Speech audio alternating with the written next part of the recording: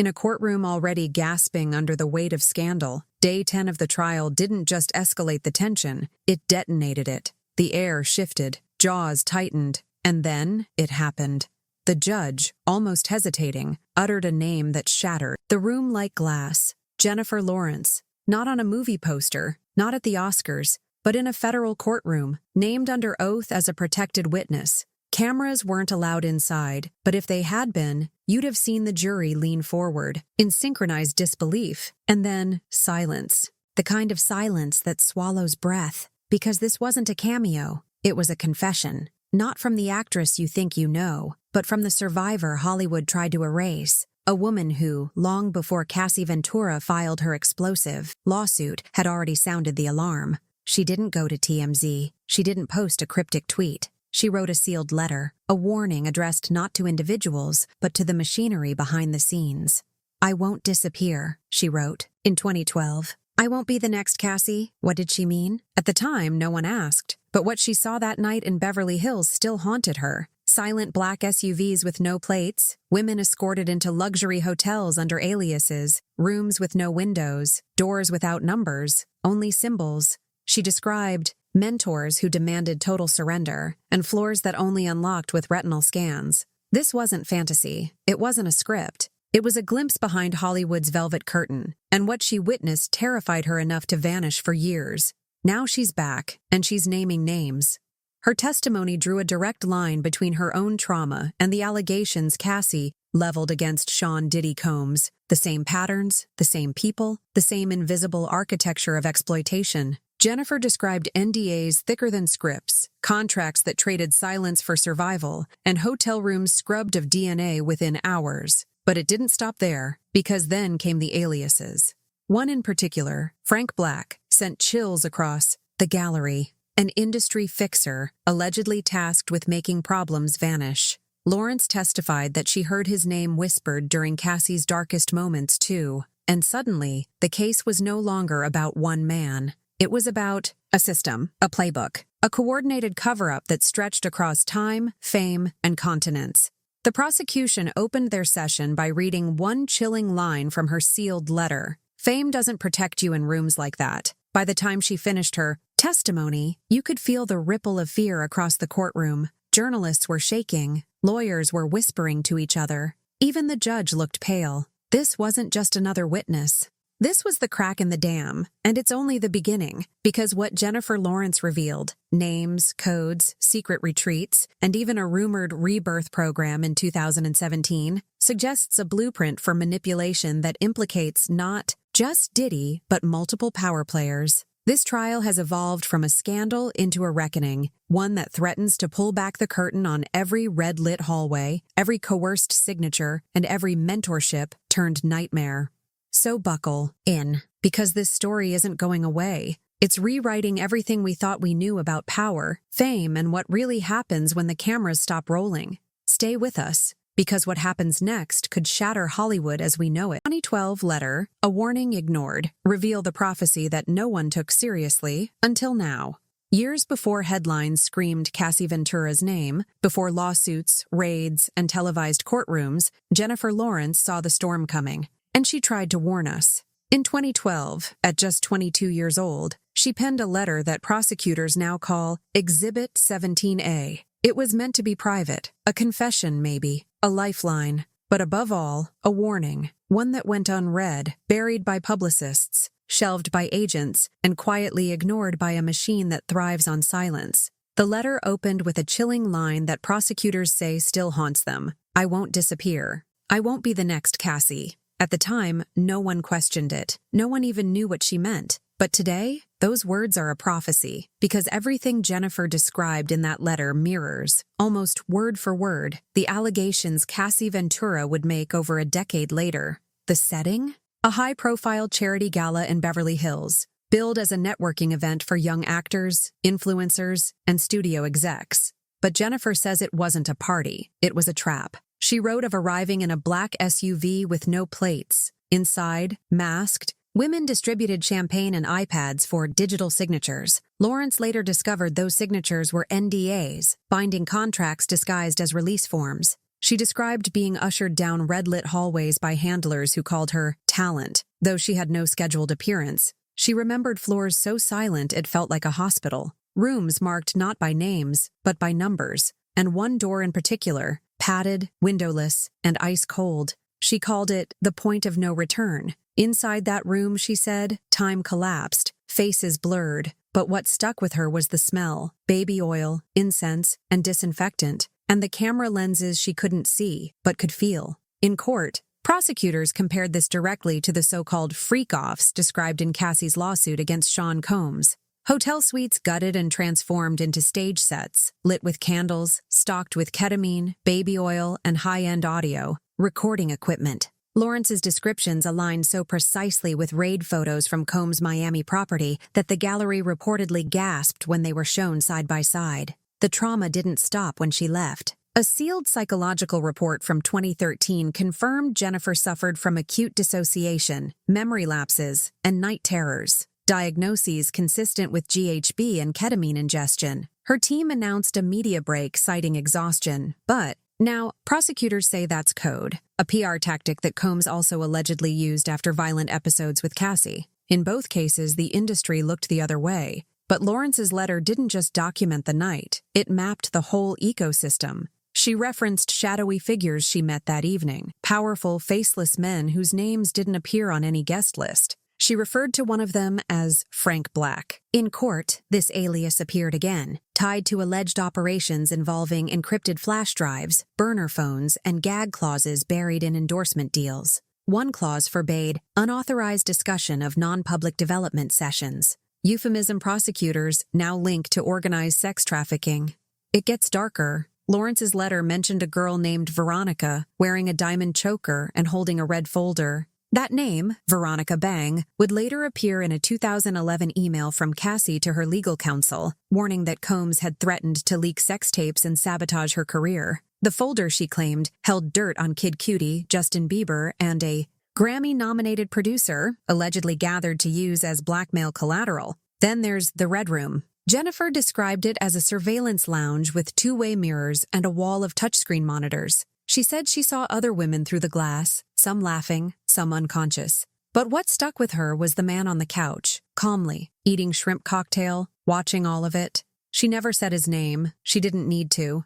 During the Miami raid in 2024, agents found tinted mirrors, lingerie, hidden camera feeds, and AR-15 parts in a concealed basement room. The resemblance was so exact, prosecutors used Lawrence's 2012 letter as a visual exhibit, matching her description against crime scene photographs. It wasn't speculation anymore, it was evidence. And yet for 10 years, no one listened. Jennifer was labeled exhausted, dramatic, even difficult to work with. She took fewer roles, she skipped interviews, Hollywood wrote it off as a slump. But now we know the truth, she was being silenced. But the letter was just the beginning, because what Jennifer Lawrence witnessed that night in the Beverly Hills mansion didn't end in 2012. It resurfaced years later, this time in the form of a cryptic voicemail. A voice she hadn't heard in years whispered, "They're using the tunnels again." Attached to that voicemail was a file transfer, footage pulled from an encrypted flash drive, found taped behind a makeup mirror in her trailer. The footage? Still sealed by the court, but prosecutors hinted it contains names too powerful to indict unless she talks. And now she is. The Trap, Red Rooms, Vanishing Girls, and Hollywood's point of no return. Jennifer Lawrence stepped into that Beverly Hills mansion expecting the usual. A few handshakes, some overhyped canapes, maybe a photo op with a casting director. What she walked into instead was something else entirely. A labyrinth of red-lit corridors, masked figures gliding through silence, and a padded door marked only by a number. A door prosecutors now call Ground Zero, for Hollywood's darkest secrets.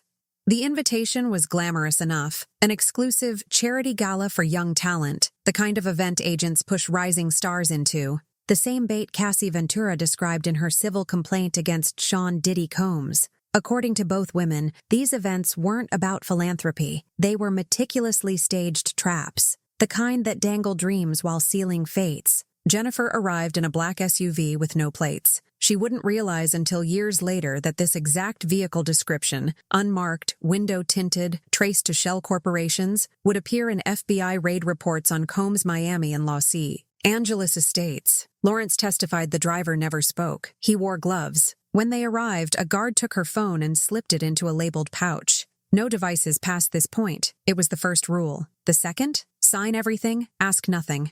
She was handed a digital tablet and told to approve a vague appearance waiver. But in court, prosecutors revealed the truth. It was an ironclad NDA, one that, like the contracts used on Cassie and music producer Rodney Lil Rod Jones, forbade any discussion of what happened inside, on pain of career destruction or, worse. What came next was something out of a psychological horror film.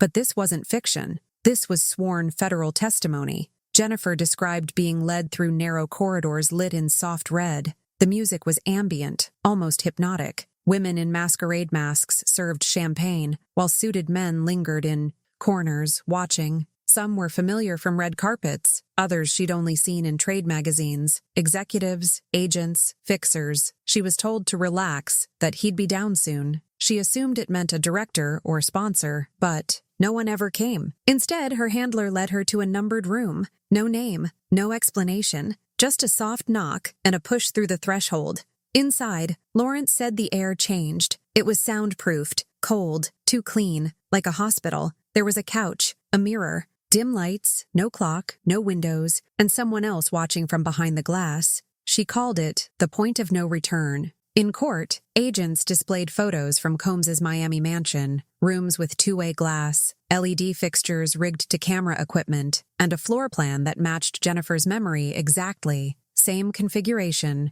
same silence, same door. You smiled, she testified. You played along, and you prayed you didn't end up in the wrong room. Her words echo Cassie's own. Nights, she says she was forced to perform sex acts at gunpoint, under threat of leaked footage. Nights where the only escape was unconsciousness. Jennifer didn't sleep for 3 nights after Beverly Hills. Her psychologist's report, Exhibit 17A, confirmed acute dissociation, insomnia, paranoia. She feared being followed. She couldn't remember all of what happened, but her body did. Her team issued a statement. Jennifer is taking time off for exhaustion. Now we know that was Hollywood code. The same excuse used by Combs's inner circle when Cassie disappeared for days at a time with unexplained bruises. And then came the chilling part. Jennifer testified that she saw a girl that night, barely 18, hair bleached, trembling as she clutched a wine glass. She smiled at Lawrence, whispered, "First time?" then vanished. No one remembers her leaving. Lawrence asked her handler later, and the woman only shrugged. That girl, prosecutors allege, may be one of 3 missing persons linked to Combs. Inner operations, including a former staffer found dead in 2022, with ketamine and GHB in her bloodstream, and a gag order in her contract. The Red Room wasn't just real, it was operational. Jennifer's description of mirrors tinted from behind was confirmed by raid findings. Walls rigged with surveillance tech, hard drives hidden inside walls, safes containing lingerie, burner phones, and stacks of cash. The floors, slippery with oil, just like she described. The lighting? Exactly as Cassie detailed in her court-filed diagrams. The decor, the drugs, the dread, it was all connected. And Beverly Hills? That was just chapter 1. Because years later, Jennifer's phone would ring again, an unknown number, a voice she hadn't heard since that night. A woman named Eerie, a whisper, barely audible. They're using the tunnels again. The rebirth retreat is back, and this time, they won't let you write another letter. The 2017 encounter, tunnels, threats, and a flash drive 5 years had passed since Beverly Hills. Jennifer Lawrence had reclaimed the spotlight, rebuilt her career, and convinced herself that what happened that night was just a disturbing anomaly. But in 2017, a single email shattered that illusion. The subject line read, "Rebirth Retreat, a return to your highest self," and it was signed by a name that didn't exist, at least not legally, Sean Love Combs. At first glance, it looked like a wellness invitation, the kind influencers receive daily. But Lawrence's stomach dropped. That name wasn't random. It was an anagram, a code, a warning. Sean Love Combs. Sean Love Combs. The message was clear. We haven't forgotten you, and you don't get to forget us. The invitation promised, sealed, Tunnels, transformational chambers, and environments for radical rebirth. These weren't metaphors. They were technical descriptions lifted almost word for word from FBI raid documentation detailing hidden passages inside Combs's Miami estate, complete with soundproofed rooms, embedded cameras, and two-way glass walls. Prosecutors say these weren't party perks. They were tools for blackmail, control, and compliance. Lawrence didn't reply to the email. She didn't have to, because hours later, her phone rang from a blocked number. The voice on the other end was female, calm, polished. She introduced herself as Eerie, a creative liaison for the retreat. But her words weren't about wellness. They were code. It's not like last time. The tunnels are sealed. This is about rebirth. Eerie mentioned a numbered room, a mirror that watches back, and a padded wall where stars become silent. Jennifer froze. No one knew those details except her psychologist and the people who were there. Her voice trembling, Lawrence asked, "What do you want?" Eerie responded with chilling clarity, "We want your cooperation and your silence." It was psychological warfare, calculated, rehearsed. Prosecutors later tied this technique to a pattern, threats delivered by intermediaries with no paper trail. Kid Cudi described similar tactics in his own testimony, alleging that after refusing to sever ties with Cassie, his Porsche was firebombed in his driveway, and then came the flash drive. 3 days after the call, a blank USB stick appeared in Lawrence's trailer. No envelope, no note, no data, just a symbol. She later called it a digital NDA, a silent reminder that somewhere footage might exist, that her body, her image, her compliance could still be weaponized.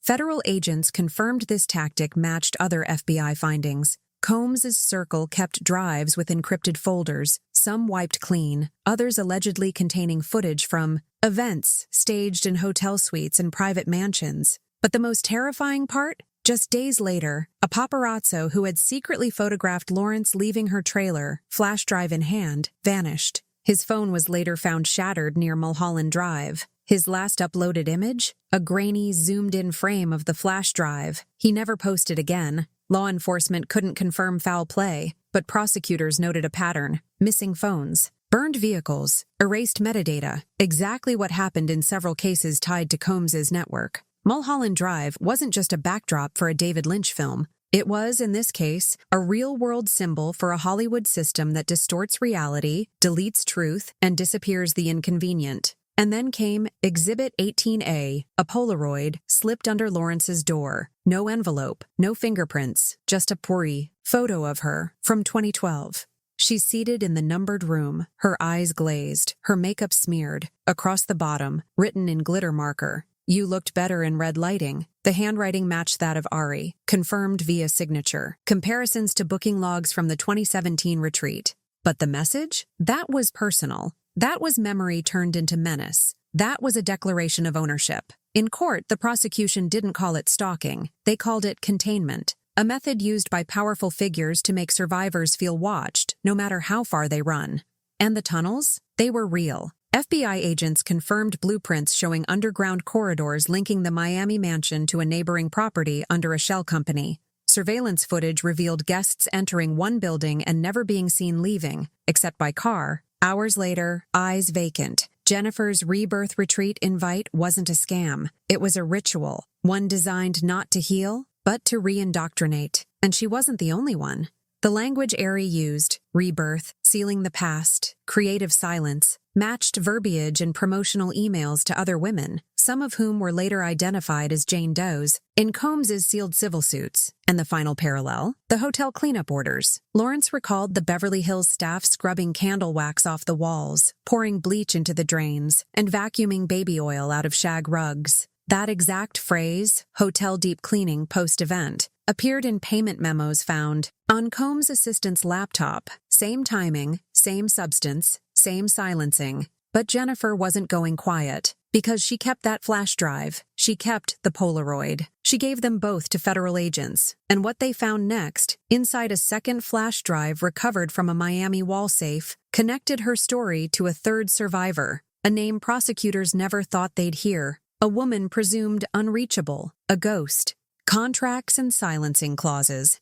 The legal web Jennifer Lawrence escaped the numbered door. She survived the red lights, the whispering corridors, and the padded walls. But what came next didn't wear a mask. It wore a blazer. It came with a handshake, and it signed her into silence.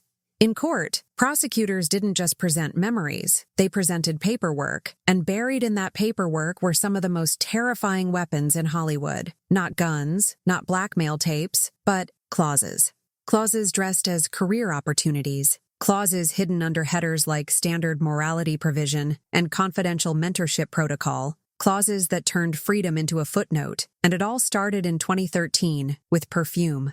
The 2013 fragrance deal Jennifer Lawrence had just wrapped a press tour when her team secured a lucrative brand partnership, a luxury fragrance campaign with a boutique line called Velour Genesis. But the contract didn't come from Dior. It came from Ventura Luxe LLC, a then-unknown lifestyle brand based out of a Miami office with no public listing. Prosecutors later traced Ventura Luxe to a shadow network of shell corporations, entities, used by Diddy Combs to mask ownership of event properties, production companies, and, as it turns out, hush money pipelines. The perfume deal wasn't just a sponsorship, it was a trap.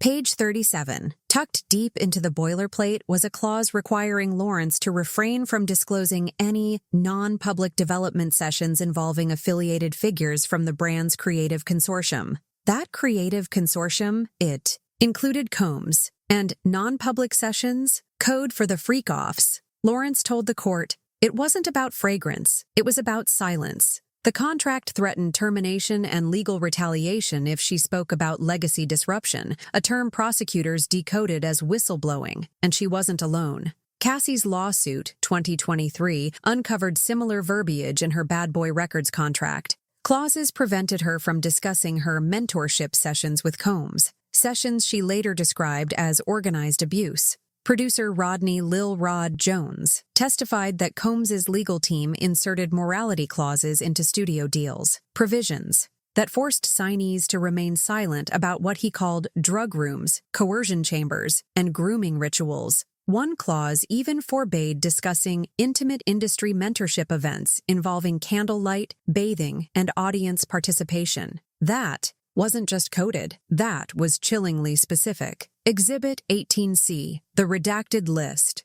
The prosecution unveiled a redacted document that hit like a nuclear bomb, a list of 12 artists and actors, all under contracts containing similar clauses. The names weren't public, but the roles were a Grammy-winning R&B singer, an A-list actor known for activism, a young pop star whose career collapsed in 2019. Each contract contained what the FBI now calls the mirror clause, a requirement to never publicly disparage. Environments featuring reflective surfaces, referencing the two-way mirrors found in Combs's hidden chambers. Another section required eternal discretion regarding industry mentorship activities, the same phrase found in Cassie's NDA. The implication? These weren't business contracts. They were silencers. The template text FBI wiretaps revealed even more. Text messages between Combs's legal team and event coordinators describing template language used to shut down dissent. One message read, "If they won't, sign, make them disappear." Page 37 always works. It wasn't just legal strategy. It was standard operating procedure.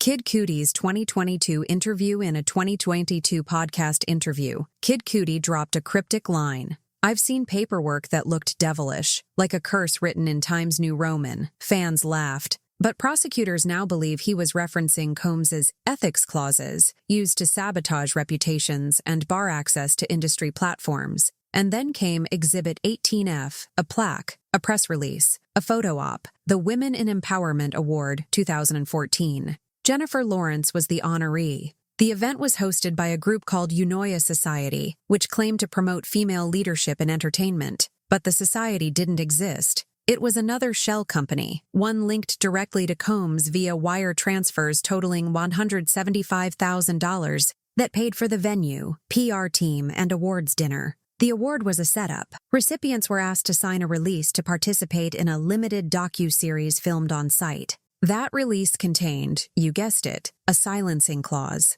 By accepting the award, recipients waived their right to speak publicly on any behind-the-scenes interpersonal dynamics. It wasn't about empowering women, it was about humiliating them publicly while silencing them privately. Jennifer never released a statement about the award. Her team called it a gracious honor, but in court, she broke down describing that night, how she felt paraded on stage like a marionette, while the man who had orchestrated her trauma toasted her from the shadows. The bigger picture: this wasn't isolated. This was systemic.